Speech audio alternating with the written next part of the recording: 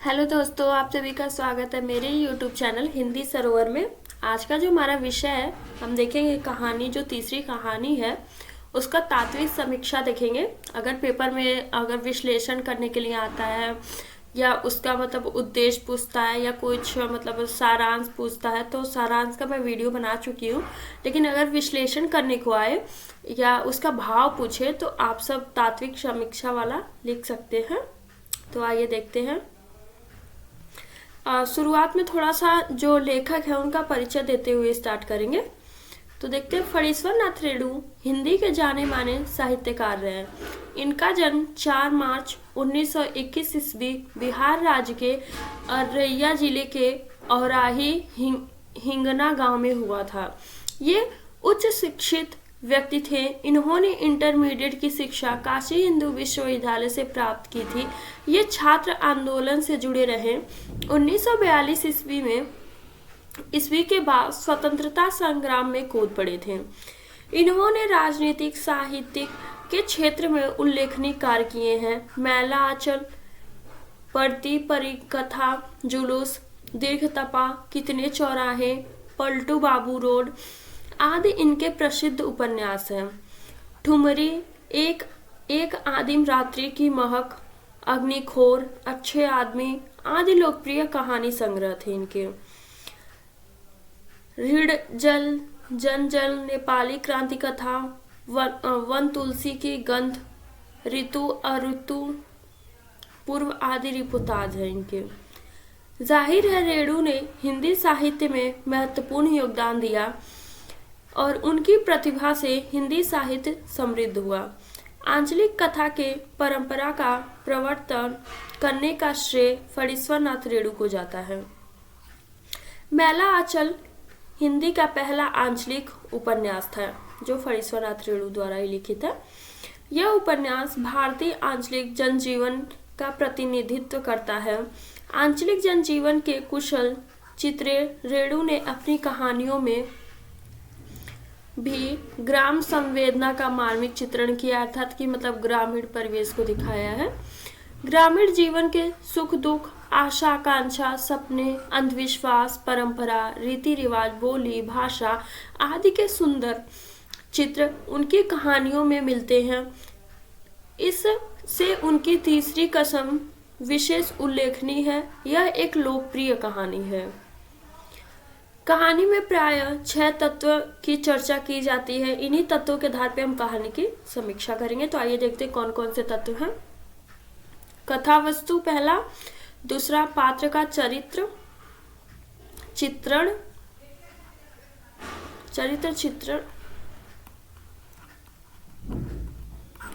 चित्रण, संवाद, देशकाल अथवा वातावरण या परिवेश भी आ सकता है, लिख सकते हैं।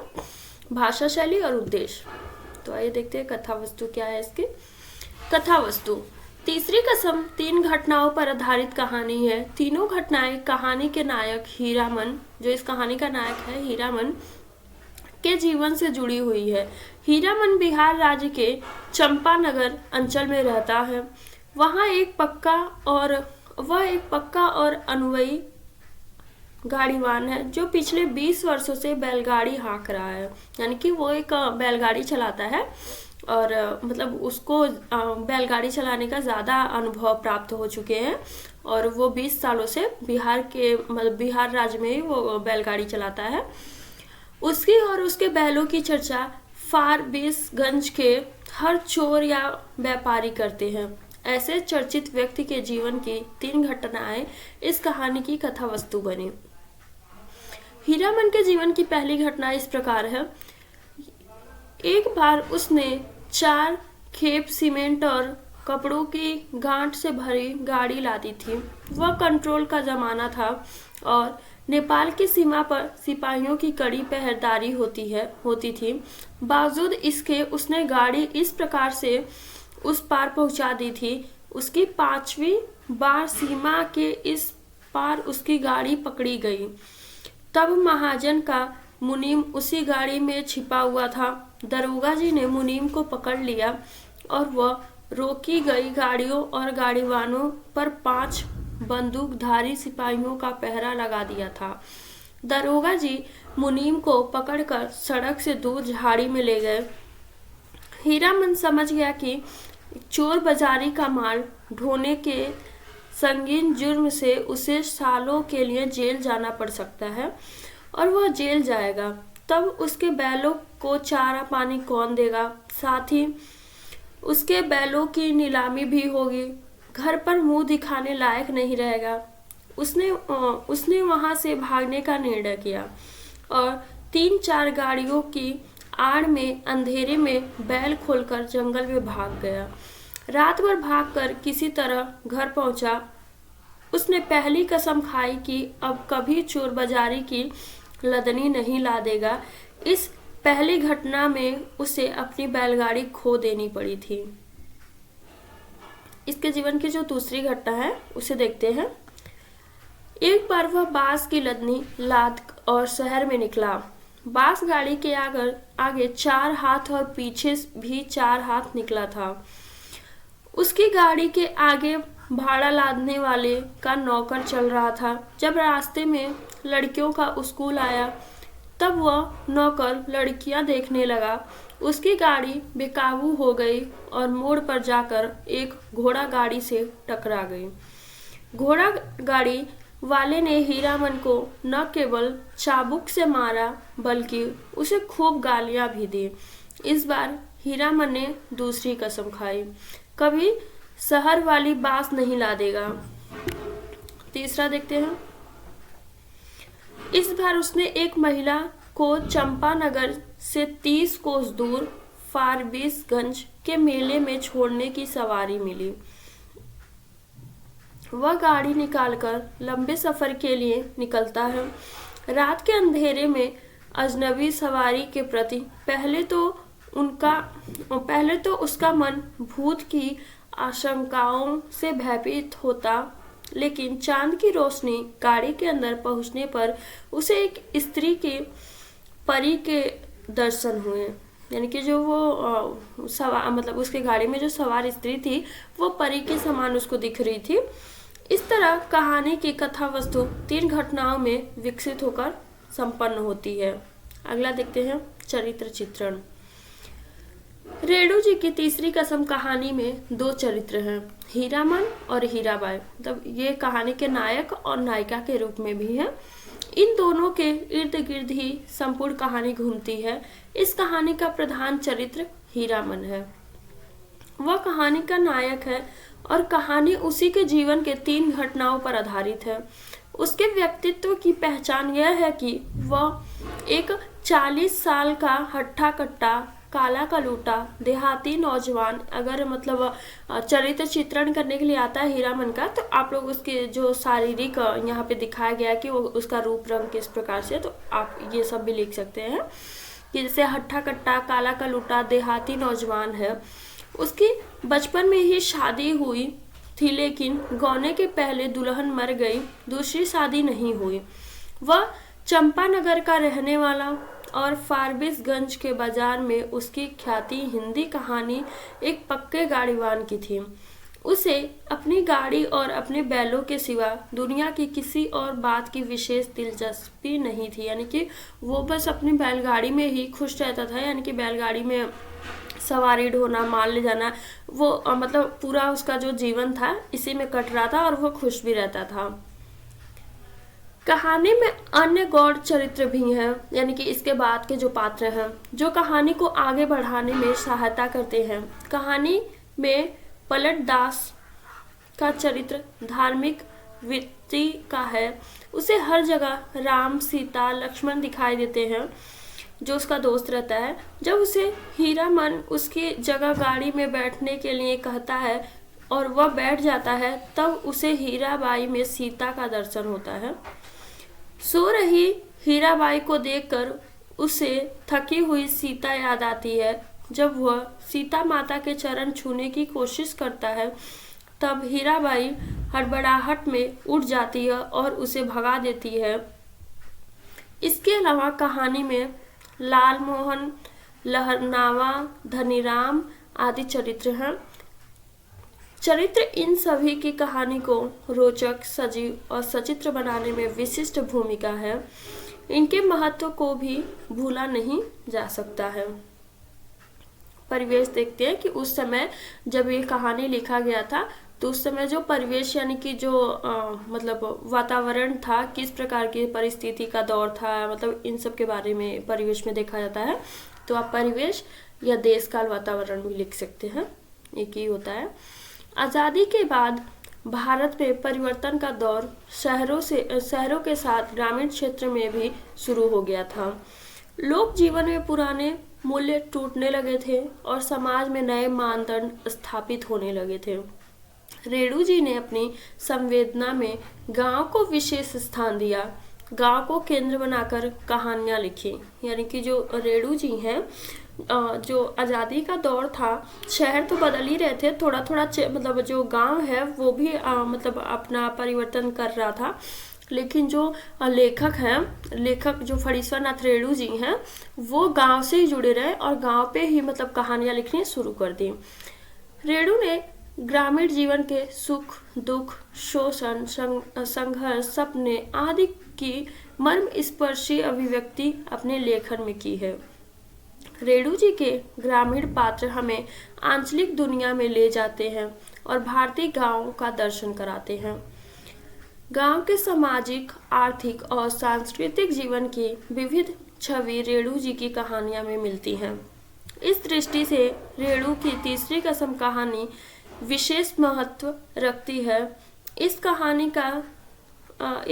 का रचना समय 1957 ईस्वी है। इसमें तत्कालीन ग्रामीण परिवेश की सुंदर अभिव्यक्ति हुई है। कहानी के बिहार के 2 गांव चंपानगर, फारबिसगंज के लोक जीवन का चित्रण मिलता है।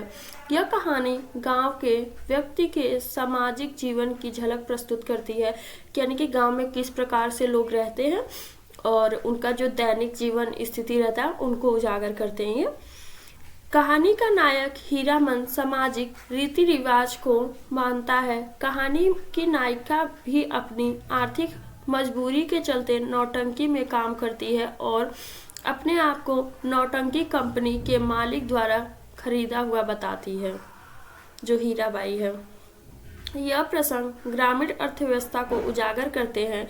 गांव के लोगों के संस्कृति विशेष महत्व रखती है। संस्कृति में रहन सहन, खान पान, उत्सव, त्योहार, लोकगीत और लोक कथाओं का विशिष्ट स्थान होता है। प्रस्तुत कहानी में हीरामन अपनी गांव की भाषा में गीत गाता है, जिसमें महुआ गठवारिन की लोक कथा है। फारबिसगंज का मेला ग्रामीण उत्सव का श्रेष्ठ उदाहरण प्रस्तुत करता है। नौटंकी कंपनी लोक कला और मनोरंजन का प्रमुख माध्यम हुआ करती थी। यानी कि जो नौटंकी हुआ था उससे जो ग्रामीण लोग रहते थे उनको मतलब एक मनोरंजन का साधन होता था। अब इसमें भाषा शैली देखते हैं कि इस कहानी में जो रेणु जी हैं किस प्रकार के भाषा का प्रयोग करते हैं। रेणु जी ने अपनी कहानी में ग्रामीण परिवेश को सजीव करते हुए ग्राम्य बोली भाषा का प्रयोग किया है। यानी कि जो गांव में भाषा बोली जाती है, यानी कि जो गांव की क्षेत्रीय बोली होती है, भाषा होती है, उसका प्रयोग करके इस कहानी को लिखा गया है। अंचल विशेष के शब्दों की बहुलता उनकी भाषा में रही है। यानी कि जो गांव का परिवेश है, जो गांव में भाषा बोली जाती है, ये उन्हीं को महत्व देते हैं और उसे मतलब इनकी कहानियों में ज़्यादा देखने को मिलती है। तीसरी कसम कहानी में आंचलिक शब्दों की ही भरमार है, जैसे मिलता के बिलासी सम्मा, भोपू, भच्चर मवर, दूरदूरा, मतुरिया आदि। इन सभी बोली भाषा ग्रामीण लोक जीवन के यथार्थ को सहजता से प्रकट करता है। यानी कि ये जो भाषा है ये मतलब जो गांव है उसको यथार्थ यानी कि सच के रूप में, यानी कि कल्पना आधारित नहीं, ये सच्ची घटना पे मतलब ये इस प्रकार की भाषा का प्रयोग करते हैं कि जैसे जो कहानी है वो सच में गांव से लिया गया है।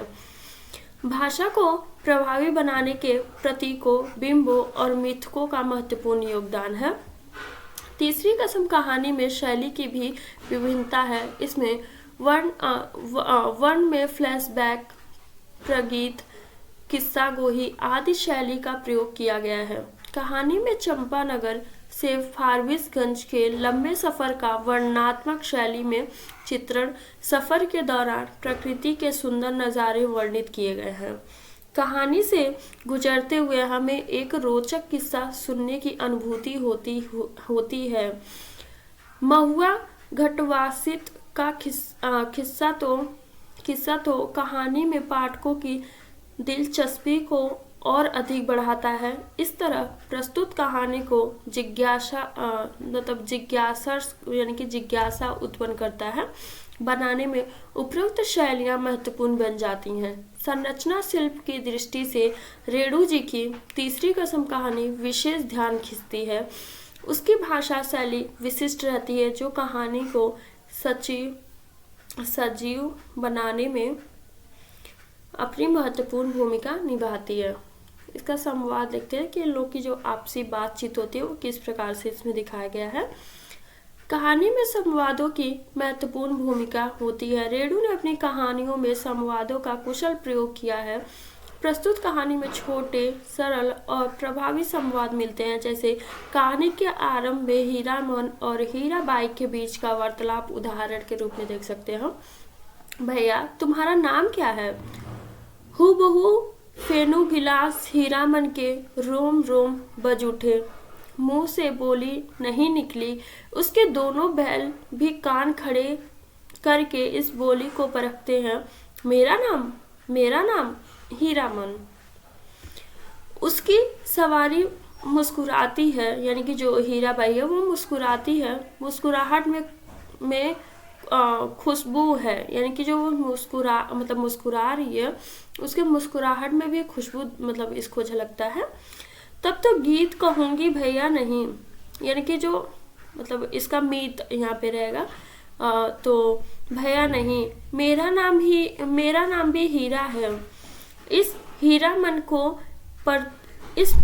को प्रतीत नहीं, मर्द और औरत के नाम में फर्क होता है।